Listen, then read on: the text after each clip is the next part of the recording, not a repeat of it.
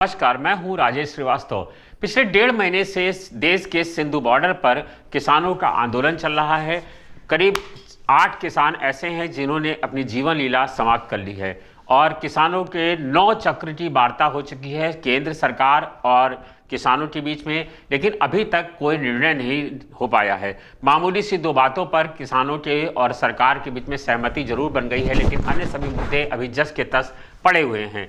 इसी के बीच आज केंद्र सरकार के पास ये मामला पहुंचा और केंद्र सरकार के सुप्रीम कोर्ट पे मामला पहुंचा और सुप्रीम कोर्ट ने सुनवाई की और उस पर जो टिप्पणी की है वह बेहद चौंकाने वाली है। सुप्रीम कोर्ट ने जो टिप्पणी की है उससे किसानों के हौसलों को न केवल पंख लग गए हैं बल्कि विपक्ष के नेताओं के हाथ भी ऐसे तुरुप का पत्ता लग गया है कि वो भी बल्ले बल्ले हो रहे हैं।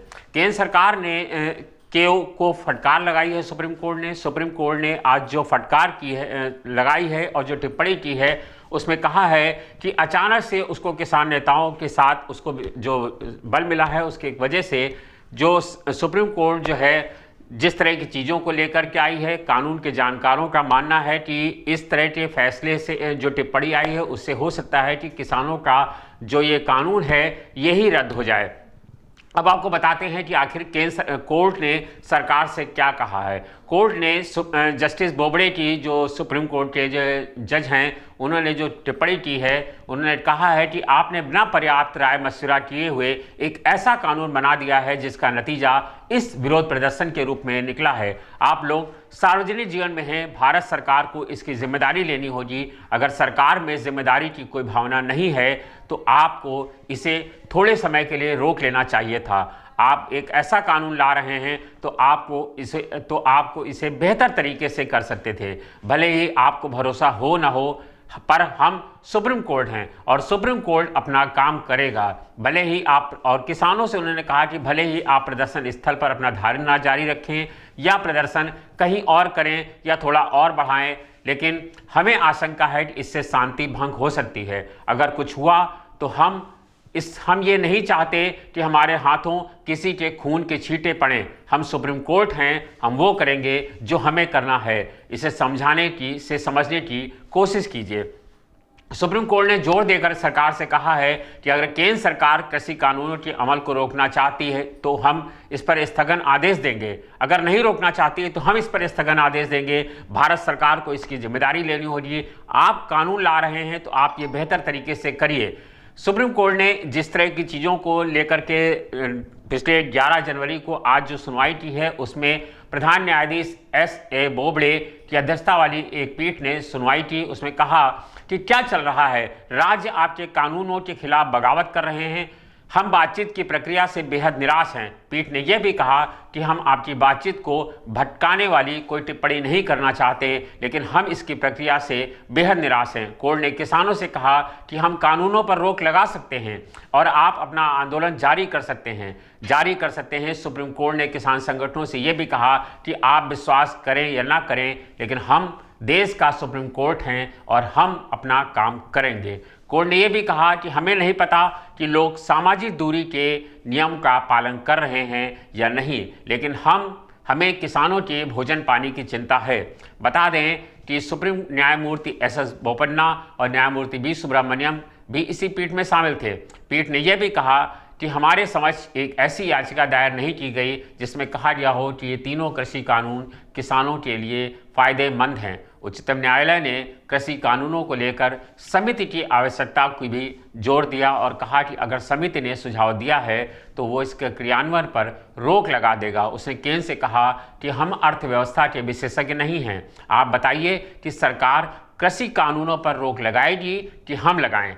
यानी कि जो आज सुप्रीम कोर्ट ने कहा उसने ये साफ कर दिया कि जो उसकी मंशा है कि अगर कृषि जो बातचीत हुई है वो उससे सहमत नहीं है, यानी कि किसानों के आंदोलन से के साथ सुप्रीम कोर्ट खड़ा हुआ है। और सुप्रीम कोर्ट ने साफ साफ एक बंद लफ्ज़ों में कह दिया है कि आप कानूनों पर रोक लगाइए वरना हम कानून पर रोक लगाएंगे। हालांकि अटॉर्नी जनरल के वेणुगोपाल ने शीर्ष अदालत से कहा कि किसी कानून पर तब तक रोक नहीं लगाई जा सकती जब तक वह मौलिक अधिकारों या संवैधानिक योजनाओं का उल्लंघन ना करता हो। सुप्रीम कोर्ट की टिप्पणी को आंदोलन कर रहे किसान फिलहाल अपनी जीत मानकर चल रहे हैं। आज भारतीय किसान यूनियन के नेता राकेश टिकैत ने सुप्रीम स्तरीयता प्रवास से बातचीत करते हुए सुप्रीम कोर्ट को धन्यवाद दिया।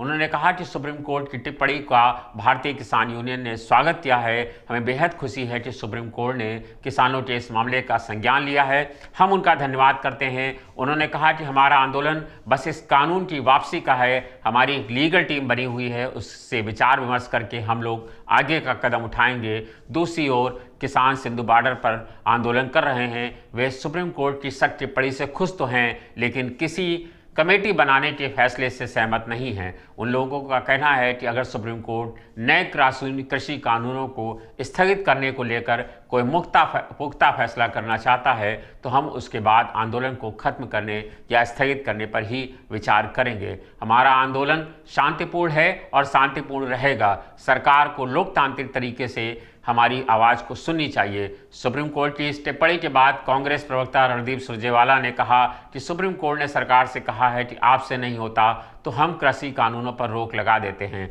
पीएम मोदी को देश के सामने आकर माफ़ी मांगनी चाहिए और कृषि कानूनों को रद्द करने की घोषणा करनी चाहिए। मोदी सरकार कानूनों में 18 संशोधन करने के लिए तैयार है। साफ है कि ये कानून गलत है। वहीं हरियाणा के पूर्व मुख्यमंत्री और कांग्रेस नेता भूपेंद्र सिंह हुड्डा भी इस संदर्भ बयान जारी किया है। उन्होंने भी कहा है कि मैं तो शुरू से ही कह रहा हूं कि नए कृषि कानून आए हैं तो एमएसपी पर चौथा भी ले आइए। अगर एमएसपी से कम पर कोई खरीदेगा तो उसे सजा का प्रावधान होगा। वहीं आज सुप्रीम कोर्ट ने भी कहा कि ये कृषि कानून देश के हित के लिए नहीं है, यानी कि जो सुप्रीम कोर्ट का फैसला आया है उसको अगर मोटे मोटे लफ्ज़ों में कहें तो ये साफ है कि सुप्रीम कोर्ट चाहता है कि फिलहाल केंद्र कृषि कानूनों पर रोक लगाए और इस पर आम सहमति बनाए। जब आम सहमति हो जाए तभी इन फैसलों को लागू किया जाए और किसानों के आंदोलन को समाप्त किया जाए। फिलहाल अब केंद्र सरकार के पाले में सुप्रीम कोर्ट ने गेंद डाल दी है, जिसको लेकर के किसान नेता भी उत्साहित हैं और विपक्ष के तो जैसे पंख ही लग गए हैं। उधर केंद्र सरकार अभी इसका जवाब नहीं दे पाई है। अब केंद्र सरकार के जवाब का इंतजार है कि केंद्र सरकार अब इस टिप्पणी के बाद क्या रुख करती है। हालांकि 9 चक्र की बातचीत हो चुकी है। अब 15 जनवरी को फिर से कृषि मंत्री नरेंद्र सिंह तोमर और किसान संगठनों के बीच बातचीत होनी है। अब देखना है कि इस फैसले के बाद क्या रणनीति किसान बनाते हैं और सरकार इस पर क्या मलाती है। किसानों ने हालांकि पहले से ही सख्त रुख अपना रखा है। उनका कहना है कि अगर 15 जनवरी को कोई बैठक का नतीजा नहीं निकलेगा तो 26 जनवरी को हम लोग ट्रैक्टर लेकर के नई दिल्ली में गणतंत्र दिवस की परेड में शामिल होंगे। धन्यवाद, शुक्रिया।